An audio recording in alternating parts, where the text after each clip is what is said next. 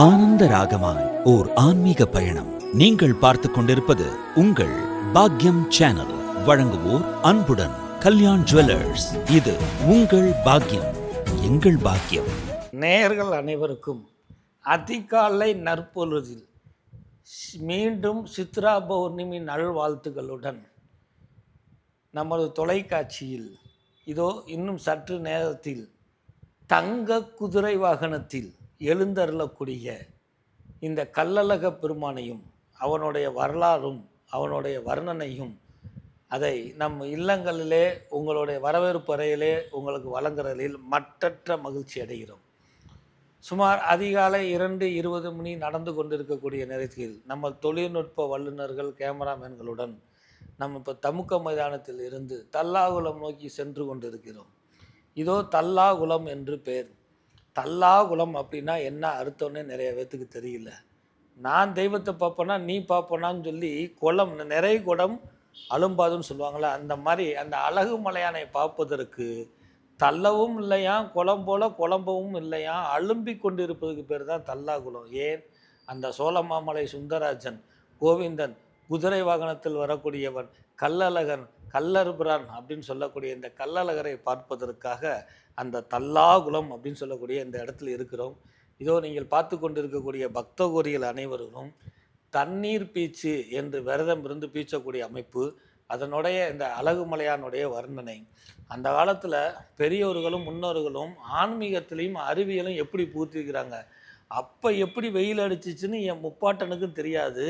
பின்வருங்காலங்களில் வெயில் அடிக்கும் பொழுது ஒரே திரியாக மழை பெய்தாலோ ஒரே திரியாக நனைந்தாலோ அது உடலுக்கு ஒத்துக்காது. திடீர் கிளைமேட்டு செஞ்சு நம்ம உடம்பை வருத்தி விடும் என்பதற்காகவும் அந்த இதில் பன்னீரும் கஸ்தூரி மஞ்சளும் மாலாக்கோனார் சந்தனத்தையும் கறந்து தோல் பையில் சுமந்து கொண்டு கோவிந்தா கோவிந்தா என்று தண்ணீர் பீச்சும் பொழுது அந்த தெய்வத்து மேல் பட்டு அந்த தங்க குதிரை ஜொலிப்பதும் அந்த திடீர் என்று நம்ம எதிர்பார்க்காத நேரம் அந்த தண்ணீராகப்பட்ட மேல் வரும் பொழுது சிலிர்த்து கொண்டு புத்துணர்வும் மகிழ்ச்சியும் பெருகக்கூடிய அமைப்பு, வெயிலை தாங்கக்கூடிய. இப்போ அதிகாலை வேலை இன்னும் சற்று நேரத்தில் 5:20க்கெலாம் வெயில் சுட்டெரிக்க ஆரம்பிச்சிடும். ஆனால் என் அழகுமலையான பார்க்குறதுல வெயில் ஒன்றும் செய்யாது. ஆனாலும் அதுக்கப்புறம் கூடிய அந்த வெயிலை பொருட்படாமல் மக்கள் வர்றதுக்கு ஆன்மீகமும் அறிவியலும் கலந்த இந்த தண்ணீர் பீச்சு வைபவத்தை நம்ம முப்பாட்டன்கள் வச்சுருக்கிறாங்கன்னா அவர்களை நம்ம வணங்காமல் என்ன செய்வது? இதோ தல்லாகுளம் என்று இந்த தல்லாகுளத்தின் வாசலில் இருந்து மண்டபத்தில் இருந்து செவித்து கொண்டு இருக்கிறோம். இந்த தல்லாகுளத்தில் அதிகால வேளையில் அவருக்கு சோட தீபாரணைகள் சுப்பரவாரங்கள் நடந்து தங்க குதிரை வாகனத்தில் ஏறி அந்த தங்க அழகுமலையான் நமக்கெல்லாம் ஒரு அற்புதமான ஒரு வாழ்க்கையில் ஒவ்வொரு வருடமும் நான் இருக்கிறேன், பூஸ்ட் அப்படின்னு சொல்லக்கூடிய நான் இருக்கிறேன் என்று சொல்லுவதற்கு மட்டும் இல்லாமல் வரங்களை வாரி கொடுப்பதற்காக இதோ இந்த பிறப்பு கொண்டு இருக்கிறான். இந்த குதிரை வாகனத்தை சேவித்து கொண்டு இருக்கிறோம். நான் முன்னையே சொன்ன மாதிரி இந்த ஹார்ஸ் பவர், ஒவ்வொரு மனிதனுக்கும் ஒரு மேன் பவர் இருக்கும். அந்த மேற்பவன் இயக்கு விசை இயங்கு விசைன்னு இருக்கும். அந்த இயக்கு விசையை இயக்குபவன் கடவுளாக இருக்கலாம், அல்லது மனைவியாக இருக்கலாம், அல்லது பெற்றோராக இருக்கலாம், அல்லது தன் பெற்ற பிள்ளைகளாக இருக்கலாம். எப்படி இயங்கணும்னு தெரியாமல் இருக்கிறோம். ஏன்னா நம்ம மிஷின் இல்லை, மனுஷன். இப்படி தான் இயங்கணும் இப்படி தான் இருக்கணும்னு சொல்லுவதற்காகவே ஊர் கூடி திருவிழா வச்சு ஊர் கூடி சாமியை பார்க்க வச்சு நம்ம எல்லோரும் மகிழ்ச்சியாக இருக்கக்கூடிய ஒரு சில அசௌகரியங்கள் இடர்பாடுகள் காலில் மிதிக்கிறது இடைஞ்சது இதெல்லாம் இருந்தாலும் கூட சிறப்பு பெறக்கூடிய அற்புதமான அமைப்பில் இருக்கிறது தான் இந்த திருவிழா. அதில் சித்ரா பௌர்ணமி என்று சொன்னாலே கள்ளழகர் ஆற்றுல இறங்கக்கூடிய வைபவம். இப்பேற்பட்ட இந்த கள்ளழக பெருமான் குதிரை வாகனத்தில் என் வீட்டுக்கு இறைவனவான்னு சொல்லி மண்டகப்படி வைத்து அழைத்து கொண்டு இருக்கும் பட்சத்தில் தமுக்கம் என்று சொல்லக்கூடிய தமுக்க மைதானத்தில் அவனுடைய காவல் தெய்வமாகிய கருப்புசாமி ஆலயத்துக்கு முன் வருகிறான். கருப்புசாமி அப்படிங்கிறது காவல் தெய்வம். அந்த காவல் தெய்வம் அழகுமலையானை மட்டுமா பாதுகாக்கிறான், அவனுடைய பக்தர்களாகிய நம்மளையும் பாதுகாக்கக்கூடிய அற்புதமான நிகழ்வு. மீண்டும் அவனுடைய உத்தரவாகிவிட்டு அதற்கு எதிர்த்தாப்பில் இருக்கக்கூடிய ஆஞ்சநேய பகவான், ஆஞ்சநேயர் அனுமன் வாகனம் பெரிய திருவடின்னு சொல்லப்பட்டிருக்குது. அந்த அனுமன் வாகனம் பார்க்க கள்ளழகர் பிறப்பிட்டு அங்கே வரும் பொழுது இந்த தமுக்கம் அப்படின்னு சொல்லக்கூடிய எப்படி தல்லாகுளம் முக்கியமோ தம் கட்டி நிற்கக்கூடிய ஒரு அமைப்புன்னு அர்த்தம். தமுக்கத்தில் மக்கள் சூழ்ந்திருக்கக்கூடிய இந்த காலத்தில் வெட்டி வேர் சப்பரம் அப்படின்னு சொல்லி இங்கே ஒரு சப்பரம் செஞ்சு வச்சுருப்பாங்க. இந்த குளிர்ச்சியை தாங்கி கொள்வதற்காக எல்லோருடைய ஒருத்தனுக்கு காற்றுல கிருமி இருக்கும், ஒருத்தர் சுவாசிக்கிறதுல கிருமிகள் இருக்காது, எல்லோரும் சேர்றப்ப இன்ஃபெக்ஷன் ஆயிடக்கூடாதுங்கிறதுக்காக இந்த வெட்டி வேற வேலை செஞ்சு வச்சோம்னா எப்பேற்பட்ட காற்றை ஃபில்ட்ரு பண்ணிடும், அதனால் மக்களுக்கு பாதிப்பு இருக்காதுன்னு சொல்லி அந்த வெட்டி வேறு. அதில் நானும் உங்களை போல் மனுஷன் தாண்டா, நானும் அரசனாக இருந்தாலும் உங்களோட சேர்ந்தவன் தாண்டா அப்படின்னு சொல்லி அந்த வெட்டிவேர் சப்பரத்தில் இந்த குதிரை வாகனத்துடன் வரக்கூடிய நிகழ்வு காலங்காலமாக இன்றும் அந்த வெட்டிவேர் சத்திரத்தில் அந்த குதிரையோடு நின்று சோட தீபாவளி பார்க்கக்கூடிய அமைப்பு இன்றளவும் உண்டு. இதோ மணி சரியாக 3:40 கடந்து 4 மணியை நெருங்கி கொண்டிருக்கு. கருக்கல் வேலை இல்லை கோவிந்தனை, காலங்காலமாக வணங்கிய கோவிந்தனை, அரசு குறையில் இருக்கக்கூடியவனை. அரசு குறை அப்படின்னா, குறைன்னா இந்த இடத்துல என்ன அப்படின்னா அரசு துறைன்னு அர்த்தம்.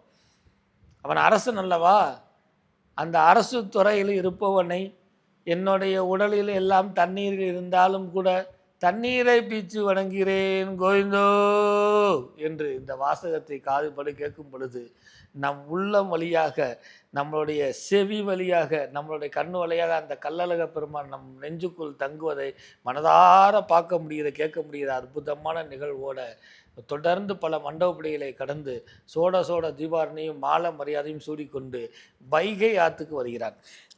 வைகை ஆறு அப்படின்னா காட்டாறுன்னு நினச்சிக்கிட்டு இருக்கிறோம். கடந்தது வைகை ஆறு அப்படின்னா அது அந்த கங்கைக்கு இணையானது, காசிக்கு இணையானது. அப்படின்னா கங்கா, யமுனா, சரஸ்வதி, கோதாவரி இருந்தாலும் வைகையும் இணையானது.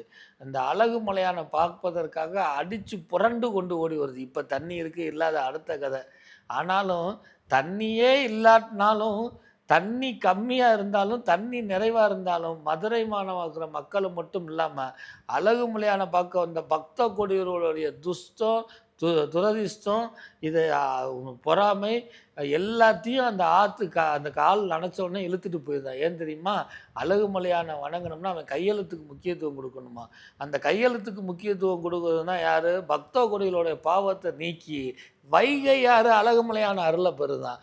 நீ இவ்வளோ நல்லவனா, அப்படியா, அப்போ நானும் என் காலை ஒரு நேரம் கழிச்சுக்கிறேன்.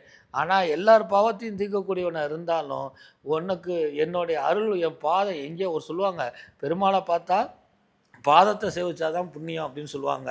ஆனால் அந்த வைகையார் பல பேர் பாதத்தை கழுவுனா இல்லையா, அதனால் பெருமாள் போய் குதிரையோடு போய் அவனுடைய பாதத்தில் வைகையில் படம் மாதிரி ஒரு அமைப்பை ஏற்படுத்தி கொடுக்கறது தான் இந்த வைகை ஆற்றில் கள்ளழகர் இறங்கக்கூடிய அந்த வைபோகம். அப்போ இறங்கும் பொழுது வான வேடிக்கைகள் முழுங்க, தேவலோகங்கள் அதிருது, சும்மா அதிருதில்ல அப்படின்னு சொல்கிறதுக்கு ஏதோ வான வேடிக்கைகள் ஒழுங்க. பூக்குதிரை கொடை பெருமாளுக்கு கொடை சாத்தக்கூடிய வைபவம்னு சொல்லி ஒன்று நடத்துகிறாங்க. புரட்டாசி மாதம் 3வது சனிக்கிழமை நவநீத கண்ணன் பஜனை கூடத்தில் இருந்து பாத யாத்திரையாக கொண்டு அந்த கொடையை சேவிக்கிறாங்க. அந்த கொடை என்ன கலர் இருக்குனுங்கிறது அழகுமலையான் உத்தரவு கொடுத்து அந்த கொடையை சூடி கொண்டாலும் என் அழகுமலையான் பூ போன்றவன் என்று சொல்வதற்கு இணங்க பூக்கொடையும் கூட வருது. கொடி முன்ன போகுது, குதிரை கணைக்குது, என் மனசு துடிக்குதையா இந்த அழகுமலையானை நினச்சி. அவனை நான் எப்படி நடப்பேன். இதோ இந்த தாத்தாவை பாருங்கள், என்ன வயது என்பதே தெரியவில்லை, ஆனால் என்னால் கூட நடக்க முடியலை. அவர் அழகுமலையானோட ஓடக்கூடிய நிகழ்வை பாருங்கள். இதோ இந்த பெண்மணியை பாருங்கள், கண்ணீர் மலையை காதலாகி கண்ணீர் மலையை இல்லை, அந்த கல்வனை பார்த்த உடனே கவர்ந்து கண்ணீர் மல்லக்கூடிய அற்புதமான நிகழ்வுடன் இன்னும் சற்று நேரத்தில் வைகை ஆற்றில் குதிரை வாகனத்தில் இறங்கக்கூடிய அற்புதமான நிகழ்வு நடத்திருக்கக்கூடியதில் எங்கே காணாம் வைகையை, எங்கே காணாம் தண்ணியை, எங்கே காண்பேன் என் அழகை சொல்ல மக்கள் வெள்ளம் தலையாக இருக்கக்கூடிய வெறும் வைகையார் மட்டும் தலைகள் மட்டுமே இருக்கக்கூடிய அமைத்தில் தங்க குதிரை ஜொலிக்க, சூரிய பகவான் வணங்க, மேலதாளங்கள் முழங்க, அரசு மரியாதை காத்திருக்கிற வீரராக பெருமாள் வரவேற்க, வந்த அழகர வீரராக பெருமாள் சுற்றி வர, இங்கிருந்து மீனாட்சி கோபுரம் தெரிய, மீனாட்சி திருக்கல்யாணம் நடந்ததுங்கிறத பார்க்க, அடுத்து மண்டூரியர் மகரிஷிக்கு மோட்சம் கொடுக்க, வண்டியூருக்கு செல்ல இருக்கக்கூடிய அழகுமலையானை என்னவென்று சொல்வேன், கோவிந்தோ கோவிந்தோ என்று சொல்லி அழகுமலையானை வணங்கி நம் பக்த கோடிகள் அனைவருக்கும் உங்கள் இல்லத்திலிருந்தே அழகுமலையானுடைய அருளும் அழகுமலையானுடைய பெருமையும் அழகுமலையான ஆற்றலும் பெருகட்டும் சொல்லி இந்த சித்ரா பௌர்ணமி அன்னைக்கு இந்த அழகுமலையானுடைய அனுகிரகம் என்றும் உங்கள் வீட்டில் இருக்கட்டும். இன்னையிலிருந்து நம்ம எல்லாம் சபதம் எடுத்து இயக்கு விசையாக செயல்படுவோம் என்று சொல்லி மீண்டும் ஒரு முறை கோவிந்தோ கோவிந்தோ என்று சொல்லி உங்களிடமிருந்து விடைபெறுவது திருவண்ணாமலை ஜோசியர். டி ஆனந்தாழ்வார். வணக்கம். ஆனந்த ராகமாய் ஓர் ஆன்மீக பயணம். நீங்கள் பார்த்துக் கொண்டிருப்பது உங்கள் பாக்யம் சேனல். இது உங்கள் பாக்யம், எங்கள் பாக்கியம். வழங்குவோர் அன்புடன் கல்யாண் ஜுவல்லர்ஸ்.